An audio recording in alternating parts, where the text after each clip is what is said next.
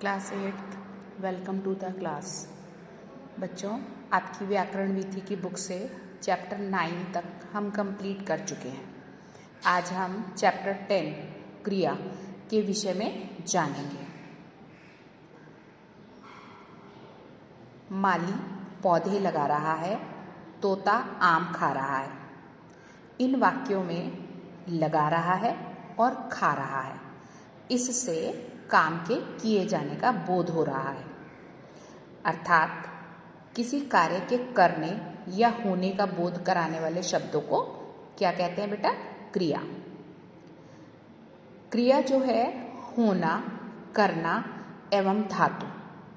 इस प्रकार से हम देखते हैं, जैसे होना के द्वारा, जैसे इस प्रकार की क्रियाओं से किसी वस्तु के होने अथवा अस्तित्व का बोध होता है। जैसे बालक छोटा है, सामने नदी है।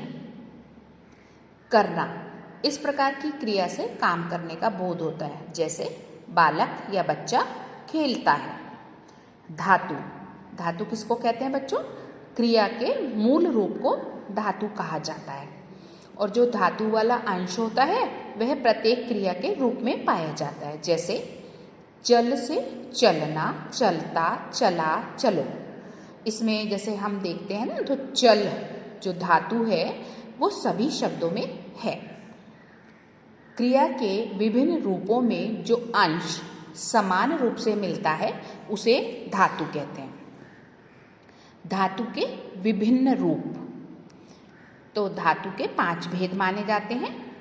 नंबर 1 सामान्य धातु, नेक्स्ट व्युत्पन्न धातु, थर्ड है नाम धातु, देन है सम्मिश्र धातु और अनुकरणात्मक धातु। अब हम इनके विषय में विस्तृत रूप से जानेंगे।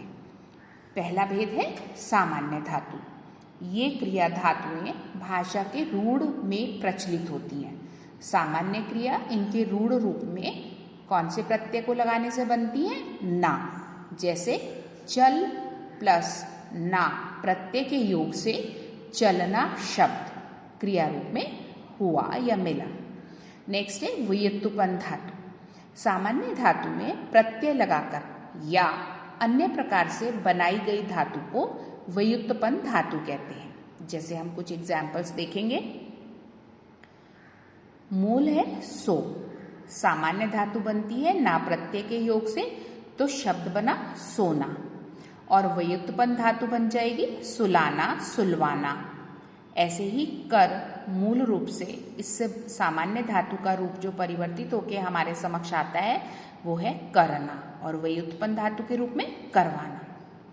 थर्ड भेद है नाम धातु। संज्ञा, सर्वनाम और विशेषण शब्दों से जो क्रिया धातुएं प्रत्यय लगाकर बनती हैं उन्हें क्या कहते हैं? नाम धातु।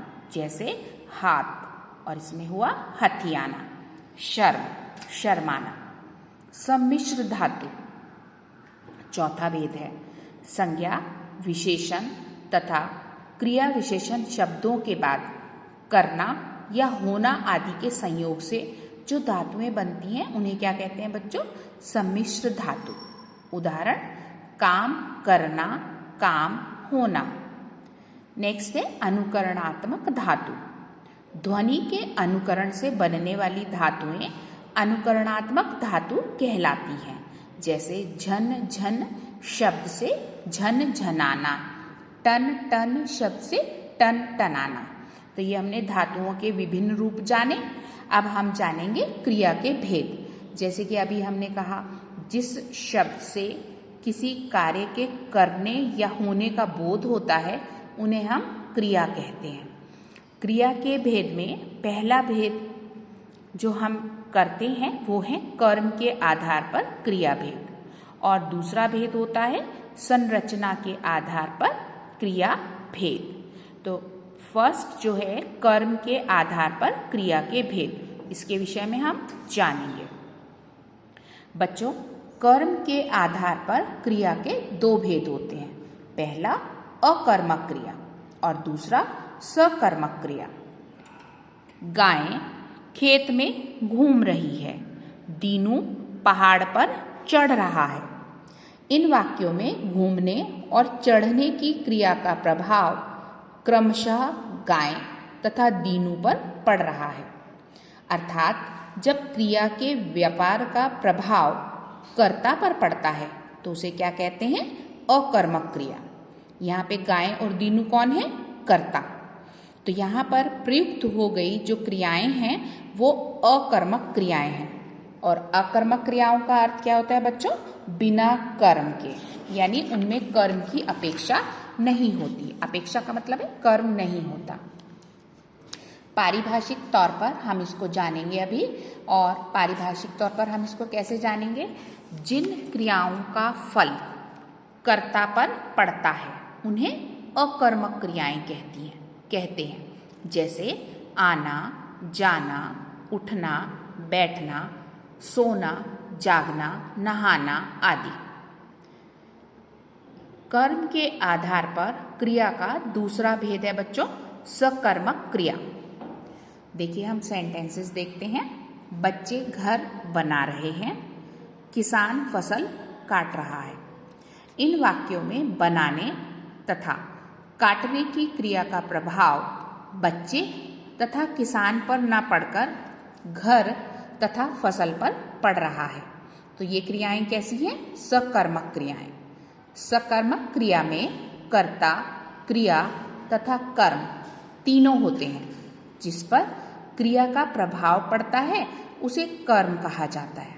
सकर्मक का अर्थ होता है कर्म के साथ, यानी सकर्मक क्रियाओं में कर्म की अपेक्षा रहती है।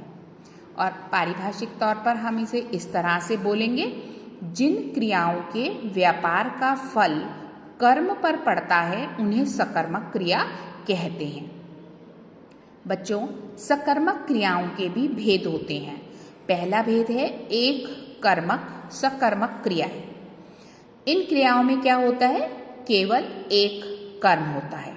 जैसे धीरेन ने चित्र बनाया, कमला ने जलेबी खाई। ठीक है, तो इसमें कितने ऑब्जेक्ट हैं, कितने कर्म हैं? ओनली वन, चित्र एवं जलेबी। दूसरा है द्विकर्मक क्रियाएं। जिन क्रियाओं में दो कर्म होते हैं उन्हें क्या कहते हैं? द्विकर्मक क्रिया। जैसे धीरेन ने पिताजी को चित्र दिखाया। ऊपर वाले वाक्य में ही हमने एक शब्द और जोड़ा, जैसे धीरेन ने पिताजी को चित्र दिखाया। ऊपर क्या बोला था? चित्र बनाया। नेक्स्ट है कमला ने सलमा को जलेबी खिलाई। इन वाक्यों में क्या है बच्चों? दो दो कर्म आए हैं। पहले वाक्य में पिताजी, चित्र, और दूसरे वाक्य में सलमा व जलेबी। जब किसी वाक्य में दो कर्म हों तो प्राणीवाचक कर्म गौण होता है तथा उसके साथ को परसर्ग लगा होता है। जैसे पिताजी को, सलमा को। इस प्रकार की क्रियाओं में अप्राणीवाचक कर्म प्रधान हो जाता है या होता है तथा उसके साथ को परसर्ग का प्रयोग नहीं होता। द्विकर्मक क्रियाओं में भी क्या, किसे या किसको प्रश्न करके उचित उत्तर द्वारा कर्म पहचाना जा सकता है। मतलब हम कर्म कैसे पहचानेंगे?